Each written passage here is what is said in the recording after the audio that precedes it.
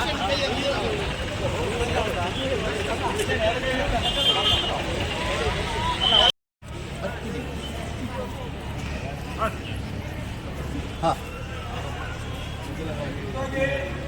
Thank you sir. 3 ವರ್ಷದ ಕಾನೂನು ಹೋರಾಟಕ್ಕೆ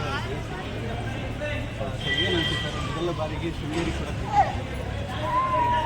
ನಾನು ಮೊದಲನೇದಾಗಿ ಹೇಳ್ಬೇಕಂತ ಹೇಳಿದ್ರೆ, ನಾನೊಬ್ಬ ಶೃಂಗೇರಿ ತಾಯಿಯ ಬೆಳಬಂತ. ನಾನು ನನ್ನ ಒಟ್ಟು ರಾಜಕೀಯ ಜೀವನದಲ್ಲಿ ಯಾವಾಗ ಗೆಲುವಾದಾಗಲೂ ಸೋಲಾದಾಗಲೂ ಗೆಲುವನ್ನೂ ತಾಯಿಗೆ ಅರ್ಪಿಸೋಗಿದ್ದೀನಿ, ಸೋಲಾದಾಗ ತಾಯಿ ಆಶೀರ್ವಾದ ಕೇಳಿದ್ದೀನಿ, ಗುರುಗಳ ಆಶೀರ್ವಾದ ಕೇಳಿದ್ದೇನೆ, ತಾಯಿ ಆಶೀರ್ವಾದ ಕೇಳಿದ್ದೀನಿ. ಮತ್ತು ನನಗೆ ಸಂತೋಷ ಅನಿಸಿದೆ, 3 ವರ್ಷಗಳ ನನ್ನ ಸತತ ಹೋರಾಟಕ್ಕೆ ಸಿಕ್ಕಿರುವಂಥ ಜಯ ಇದು. 2023 ಮೇ 13 ಸಂಜೆ 5 ಗಂಟೆ 20 ನಿಮಿಷಕ್ಕೆ 2ನೇ ಅಪ್ಲಿಕೇಶನನ್ನು ಕೊಟ್ಟಿದ್ದೀವಿ ನಾವು. ನಮಗೆ ರೀಕೌಂಟಿಂಗ್ ಮಾಡಿ ಕೊಡಿ, ಕಡಿಮೆ ಮಾರ್ಜಿನ್ ಇದೆ, ರೀಕೌಂಟ್ ಮಾಡಿ. ಆದರೆ ಅವತ್ತು ನಮಗೆ ರಿಪ್ಲೈನೂ ಕೊಡದೆ ನನ್ನ ಎದುರುಗಡೆಯವರಿಗೆ ಸರ್ಟಿಫಿಕೇಟ್ ಕೊಟ್ಟರು. ಕಾನೂನಿನಂತೆ ಮೊದಲು ನಮಗೆ ರಿಪ್ಲೈ ಕೊಡಬೇಕು ಅವರು. ನಮಗೆ ರಿಪ್ಲೈ ಕೊಟ್ಟ ಮೇಲೆ ನೀವು ಅವ್ರಿಗೆ ಸರ್ಟಿಫಿಕೇಟ್ ಕೊಡಬೇಕು. ಆದರೆ ನನಗೆ ರಿಪ್ಲೈ ಬಂದಿದ್ದು 2 ದಿನದ ಮೇಲೆ ಪೋಸ್ಟಲ್ಲಿ, 2 ದಿನದ ಮೇಲೆ. ಯಾರಿಗೂ ಈ ರೀತಿ ಆಗಬಾರ್ದನ್ನೋ ಕಾರಣಕ್ಕಾಗಿಯೇ ನಾನು ಸತತ ಹೋರಾಟ ಮಾಡಿದೆ.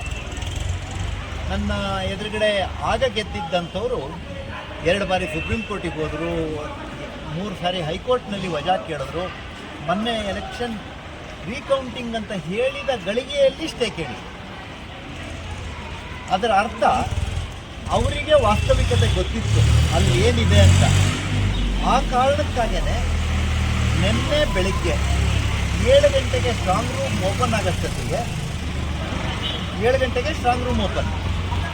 ಆ ಸಂದರ್ಭದಲ್ಲಿ ನಿಮಗೆ ಆಶ್ಚರ್ಯ, ಅವ್ರದ್ದೇ ಸರ್ಕಾರ, ಅವ್ರದ್ದೇ ಡಿ ಸಿ, ಅವ್ರದ್ದೇ ಎಸ್ ಪಿ ಎಲ್ಲ ಅವರೇ ಇಟ್ಕೊಂಡಿದ್ದಾರೆ. ಇಲ್ಲಿ strong room main door open ಮಾಡಿದರು, ಲಾಕ್ ಸರಿ ಇದೆ ಅಂತ ಹೇಳಿದ್ರು, ಎಲ್ಲ ಸರಿ ಇದೆ ಅಂದರು. ಒಳಗಡೆ ಹೋಗಿ ಸಬಲ್ ತಗೊಂಡು ಹೊಡೆದಿದ್ದಾರೆ, ಹಂಗೆ ಮಾಡಿದ್ದಾರೆ, ಹಿಂಗೆ ಮಾಡಿದ್ದಾರೆ, ರೀಕೌಂಟಿಂಗ್ ಬೇಡ, ನಿಲ್ಲಿಸಿ ಅಂತ ಹೇಳಿದ್ರು. ನಾವು ಕೇಳಿದ್ವಿ ಕೋರ್ಟ್ ಆದೇಶ ನಿಮಗೆ ನಿಲ್ಸಕ್ಕೆ ಬರುತ್ತಾ ಅಂತ. ಮಧ್ಯಾಹ್ನ ಮತ್ತೆ ನಿಲ್ಲಿಸಿ ಅಂದರು. ಸ್ವಲ್ಪ ಹೊತ್ತಿಗೆ ವಿಜಯೋತ್ಸವಕ್ಕೆ ಅಂತ ಜೀಪ್ ಹತ್ಕೊಂಡು ಹೊರಟಿದ್ರು. ಆವಾಗ ಈ ಸ್ಟ್ರಾಂಗ್ ರೂಮ್ ಸರಿ ಇತ್ತು. ವಿಜಯೋತ್ಸವಕ್ಕೆ ಅಂತ ಜೀಪ್ ಹತ್ಕೊಂಡು ಹೊರಟಿದ್ರು. ಆವಾಗ ಈ ಸ್ಟ್ರಾಂಗ್ ರೂಮ್ ಸರಿ ಇತ್ತು. ಯಾವಾಗ ಜೀಪ್ ಹತ್ತಿದಾಗ, ಯಾವಾಗ ಕೌಂಟಿಂಗ್ ಸ್ಟಾರ್ಟ್ ಆಗಿ ಜೀಪ್ ಇಳಿದ್ರು ಆವಾಗ ಮತ್ತೆ ಸ್ಟ್ರಾಂಗ್ ರೂಮ್ ಸರಿ ಇಲ್ಲ ಮತ್ತು ಇದರಲ್ಲಿ ಅವ್ಯವಹಾರ ಇದೆ ಅಂತ. ನೋಡಿ, ಕಾಂಗ್ರೆಸ್ನವರು 3 ಆರೋಪ ಮಾಡ್ತಾ ಇದ್ದಾರೆ. ಒಂದು, ಅವರು ಬಂಡಲ್ಗಳು 25 ಪೂರ್ತಿ ಇನ್ವ್ಯಾಲಿಡ್ ಇತ್ತು.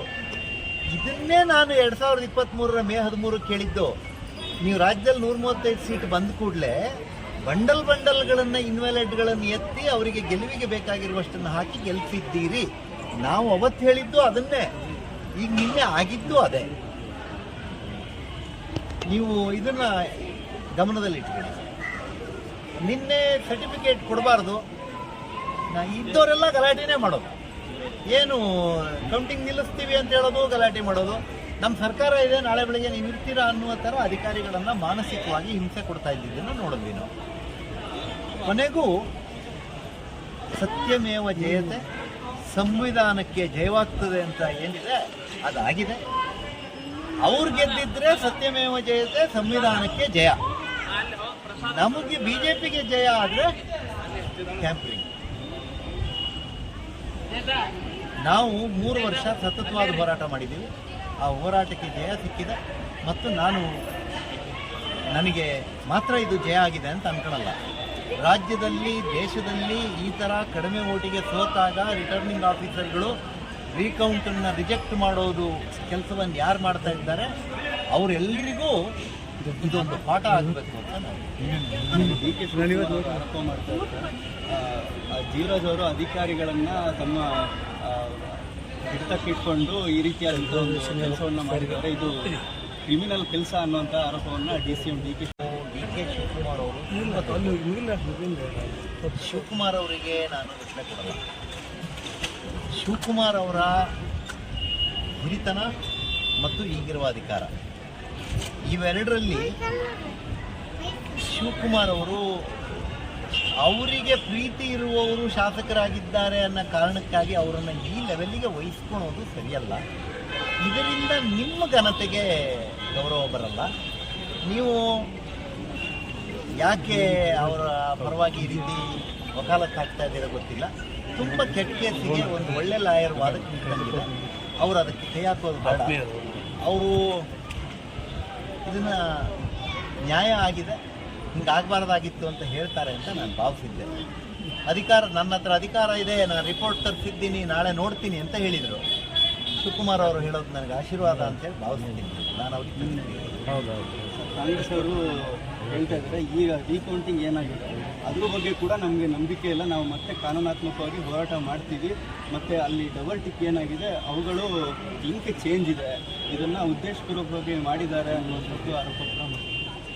ಸರ್, ನಾನು ನಿಮ್ಗೆ ಹೇಳಿದೆ 80 ವರ್ಷ 90 ವರ್ಷ ಆದಂಥ ವಯೋವೃದ್ಧರು 90 ವರ್ಷಗಳ ಮುಂಚೆ 80 ವರ್ಷದ ಮುಂಚೆ ಅಂದರೆ 1947 ಅಲ್ಲ, 1944 ಆಗುತ್ತೆ.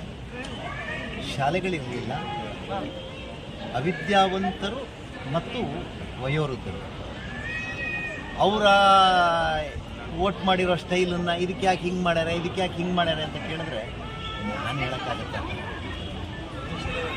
ನನ್ನ ಸಬ್ಜೆಕ್ಟ್ ಅಲ್ಲ, ಅದನ್ನು ನಾನು ಹೇಳೋಕ್ಕಾಗಲ್ಲ. ಅವರು ಸೋಲಿನ ಹತಾಶೆಯಲ್ಲಿದ್ದಾರೆ ಅನ್ನೋಕ್ಕಿಂತ ಅಧಿಕಾರದ ಮತದಿಂದ ಒಂದು ಸರಿ ಕೆಳಗೆ ಬಂದಂಗಿದ್ದಾರೆ. ಹಾಗಾಗಿ ಅದನ್ನು ಹೆಂಗೆ ಬೇಕು ಹಂಗಂಗೆ ಮಾತಾಡ್ತಾರೆ. ಅವ್ರು ಮಾತಾಡಿದ್ದಕ್ಕೆಲ್ಲ ನಾವು ಉತ್ತರ ಹುಡುಕೋಕ್ಕಾಗಲ್ಲ. ನಿಮಗೆ ನಾನು ಹೇಳಿದ್ದು ಗಮನಿಸ್ಕೊಳ್ಳಿ.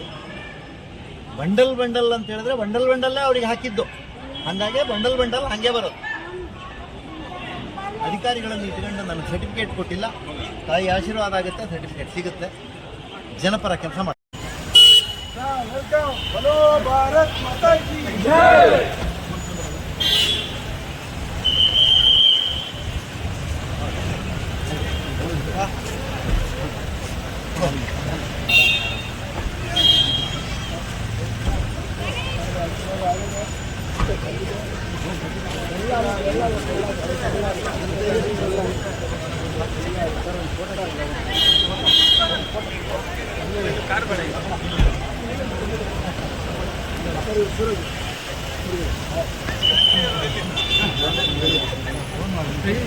ಮೂಡಿಗೆರೆಯವ್ರಿಗೆ ಭಾರಿ ಆಸಕ್ತಿ, ಭಾರಿ ಫೋನ್ ಮಾಡಿದ್ರು ರಾತ್ರಿ ಅಲ್ಲ.